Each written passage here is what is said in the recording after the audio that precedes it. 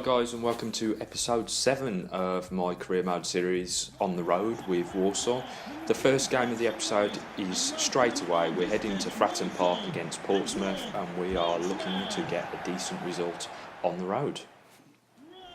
Our lineup for this game is Dunn in goal, Wilson at right back, Roberts and Johnson are in the middle with Leahy at left back, Morris is on the right, and we're going to try Sangar in the centre of midfield alongside Dobson. He can play as a CDM according to his positional sense, and Couillard's out on the left, and we're going to give Newman a go up front.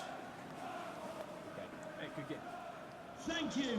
Enjoy today's game here at Fratton Park. So as we know, FIFA youth players do tend to be able to move around the pitch. They're not necessarily strapped to the position that they're shown as being on the squad system. So Newman being a left midfielder, we're trying out at a striker, and Sangar we're trying out in centre mid, as he can also play CDM.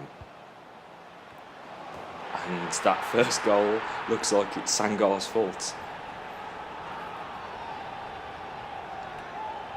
I think he's just got himself trapped in the centre-back position. Even though he's trying to play in a centre midfield role, he's still playing as a centre-back, because that is not his man.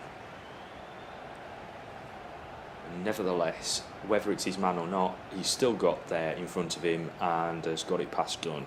So now we're 1-0 down and having to chase the game. Portsmouth once again getting forward, and we're having to clear the lines, and what a fabulous save there from Dunn, one-handed. Newman cuts inside, goes to let them go, but defender just about gets a touch on it to take the sting out of it. Second half here, and Portsmouth are putting us under pressure once more. Chip that one up into the box, and another header and another poor bit of defending in the centre there. I think positionally Roberts is pretty poor. I think over the last few episodes we might have highlighted the fact that the young centre-back that we accumulated as part of the Walsall squad has some poor positional sense, and technically that's his man, not Fitzwater's. So I've got a feeling that Sangar's going to be taking up that position in future games, and we'll be dropping Roberts to a bench player. They've hit the bar now as well. We've just managed to scramble that clear. Free kick right on the end of the game here. Knocking it on into the box. It's another header and another goal. So we've shipped 3 to Portsmouth in this game.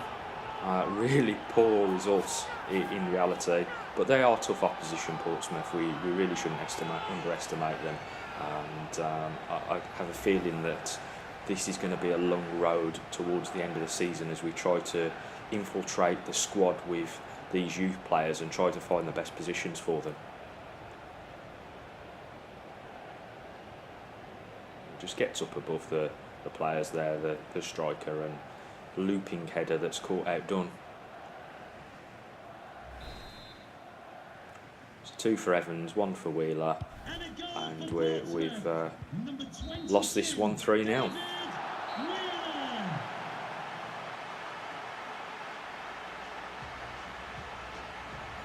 Dejected as we walk off the field there. That was a terrible game to be playing in, because the momentum swing towards Portsmouth was huge. Player ratings for this match: Wilson got a 7.5. He was the standout performer amongst everybody who really only climbed into the 60s at best. And yeah, it was just a poor performance all round in reality. A lot of the time it doesn't help with the switching when you go to different formations in game. As you can notice there, Ronan's playing as the centre-back rather than Fitzwater, something that I think needs to be patched by FIFA, but we'll see how that goes on in the future. As we move out to the squad reports, and we see that Lander Williams, 17 years of age, is worth 140,000 and will start at either 52 to 66 and has a potential of 67 to 85 in the cam position, and hopeful that he might be quite the player. Lars Peters, that's the brother of our left back that we've already signed up, so we're keeping an eye on him just to see if he develops as well as his brother has. These other players here are showing too little overall and potential, so we're just binning them off at this point. And we'll keep those 2 players there on the watch list going into next month. Moving over to Sean King, who's placed in England. We've got Taylor Price here, who has a rather low overall, but we'll keep an eye on him for now. Bradley Cook, same sort of deal. Henry Bailey, not bad, £100,000 worth, will spawn between 48 to 64 and has a potential of 73 to 94. We then have Liam Wright, who's a goalkeeper, but we're going to let him go as we are George Brown. Henry Bailey there. We'll just have another quick look at the player. As I say, 48 to 64 is where he will start. Because this is where the scout moves on, I think we need to get this guy into the youth academy and just see how he progresses. He's got a potential of between 73 and 94 in any case. So we move out to Chile, where Conor Murphy's stationed, and we've got Ronaldo Bello, 47 to 63, and Paz, 45 to 61, with a potential of 71 to 91, worth 180,000. We're going to sign him up to the youth academy because he does look like he might have a decent amount of potential. A couple of other players here that really aren't going to hit the mark, so we'll get rid of those from the youth academy, and we'll leave Bello on the list to see how he progresses next month. Sean King, our best scout, we're going to relocate him now, and we're going to send him off to the Republic of Ireland. See if we can find any decent talent out there. As we move out to a bit of training here, we've got Cisse, Newman, Sangar, Peters and Hughes currently in the slots. And we're going to swap out Sangar for our new recruit here. We've got a couple of new recruits, remember.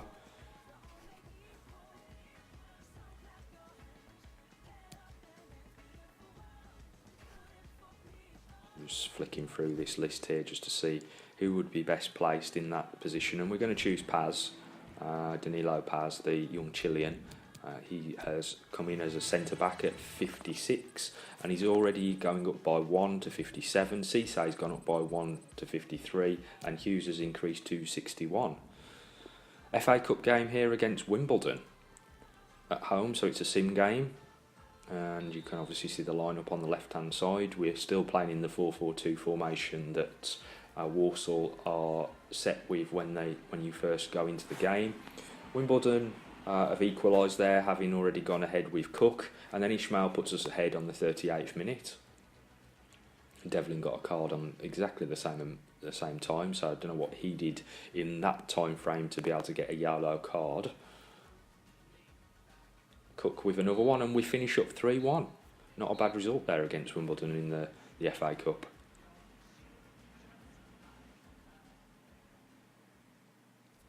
Straight out to training. Same players in the slots as last time. Peters has gone up by 1 overall to 56, the young left back. And that means we're straight out to the next game. It's another home game, so another simmed one, and we're facing off against Coventry in this one, so a bit of a derby. First minute and fourth minute, a goal for each of us, one for Cook, one for Chaplin. 10th minute, we've got a yellow card for Martin, and we're moving on through the time now. Devlin gets another yellow card on the 44th minute this time.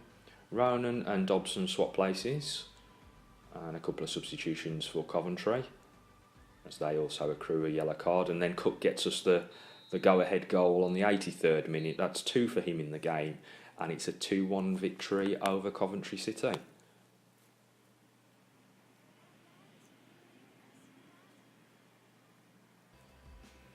Okay, so enough of the sim games. Let's have an away game here as we go on the road and we face off against Bradford City at Valley Parade. Will you please make some noise and welcome our visitors Walsall and your Bradford City. Okay, our line-up for this game is Dunn in goal, Wilson right back, Roberts and Sangar's back in the middle of defence with Leahy, Morris, is on the right, Edwards and Dobson are in the centre, with Newman's out on the left hand side again, going to give him another try out there, and then we've got Gordon and Parker up front. Dobson. Ooh, nice effort there from Edwards as it comes back out to Parker. Parker to Newman. Can he find some space? No, he's battered to the floor and we get absolutely nothing from the referee. Surely that was a fucking penalty, ref. Gordon holds off the defender and gets the cross in. Oh, lucky there. Dobson. Keeper with a fabulous save.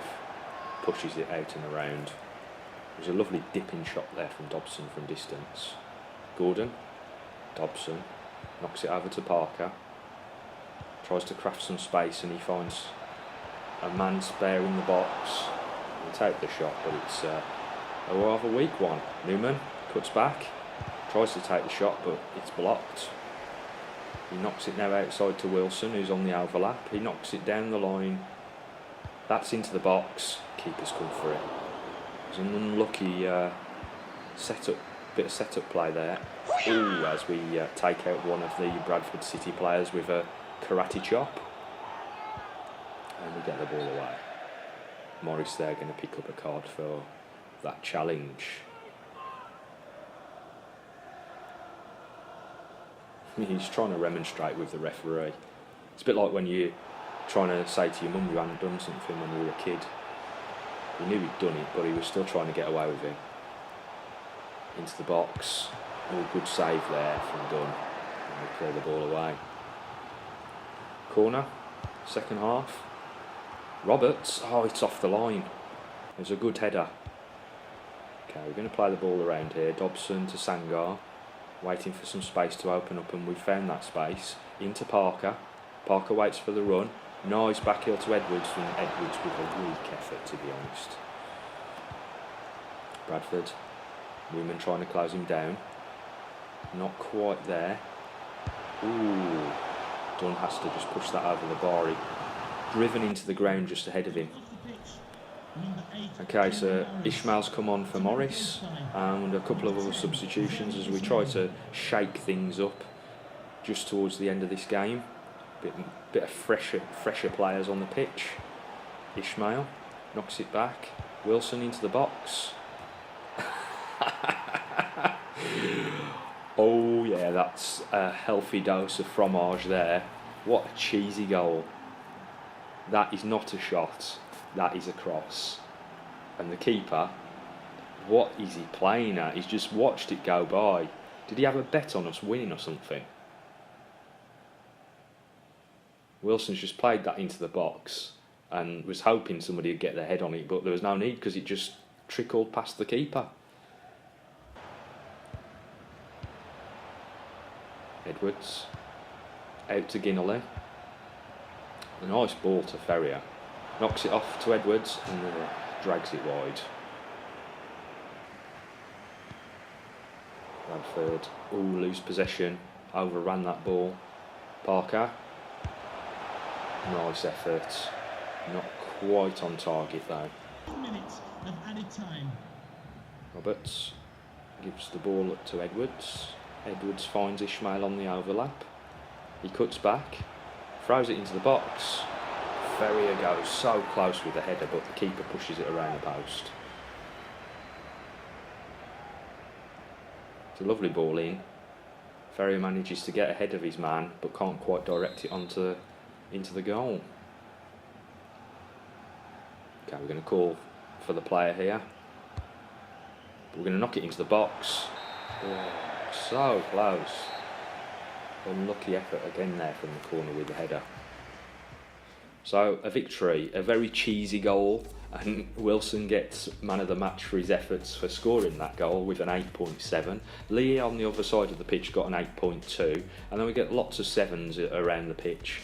Some 6s as players have departed and then been replaced by other players scoring 6s as well. But a good all-round performance, I would suggest. We did have a bit of a switching around throughout in order to try to maximise the performance of some of the players.